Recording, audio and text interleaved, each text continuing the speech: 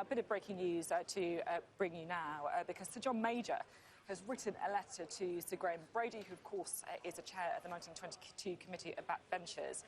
He has said that the proposal for the Prime Minister to remain in office for up to 3 months, in his words, having lost the support of his cabinet, his government and his Parliamentary Party, is unwise and maybe unsustainable. He goes on to say, in such a circumstance, the Prime Minister maintains the power of patronage and, of even greater concern, the power to make decisions which will affect the lives of those within all 4 nations of the United Kingdom and further afield. Some will argue that his new cabinet will restrain him.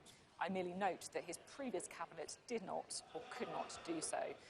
For the overall well-being of the country, Mr Johnson should not remain in Downing Street when he is unable to command the confidence of the House of Commons for any longer than necessary to effect the smooth transition of government. So that letter there you can see from the former Prime Minister Sir John Major, written to Sir Graham Brady of the 1922 Committee. Well, let's bring in Sam Coates, shall we, our Deputy Political Editor.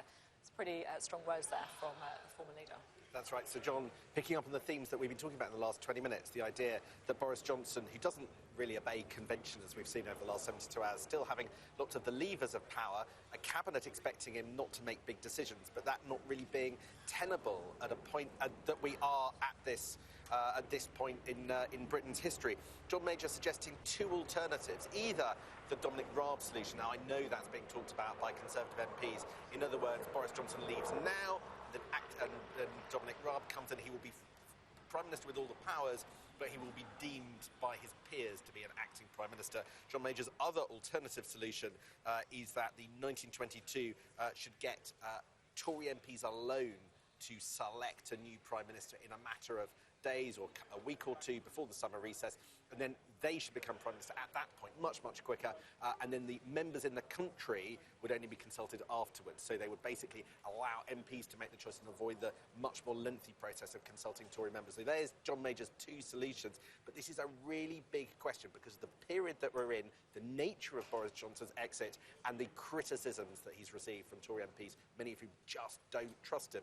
Can't leave him like people like Theresa May and David Cameron, who did hang around for their successor to be appointed. People are not sure that they can trust Boris Johnson with that. I've got a question for you, Sam.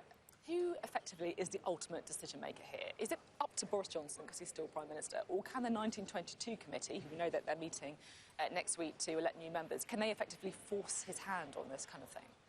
So that is an interesting, difficult, complicated question. There are 2 things at play here.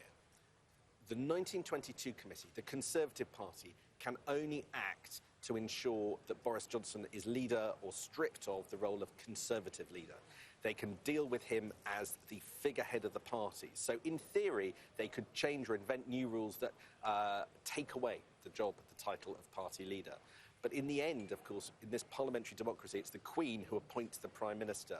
And there is a huge effort behind the scenes to make sure she doesn't get dragged into political conversations about whether or not this Prime Minister has commands the confidence of the Commons. We start to get into really messy, uncharted waters that Simon Case, the Cabinet Secretary, and others will go out of their way to avoid. The question really is, will Boris Johnson behave as others expect him now, having blasted so many conventions and expectations out of the water until now? Now he is going, will he behave better, or will he stick to the kind of form we've seen in the last few days and weeks? Well, certainly pretty clear what Sir John Major thinks is the answer to that question. Sam, really interesting. It feels like we may all become experts in these kind of constitutional wranglings in the coming days and months ahead.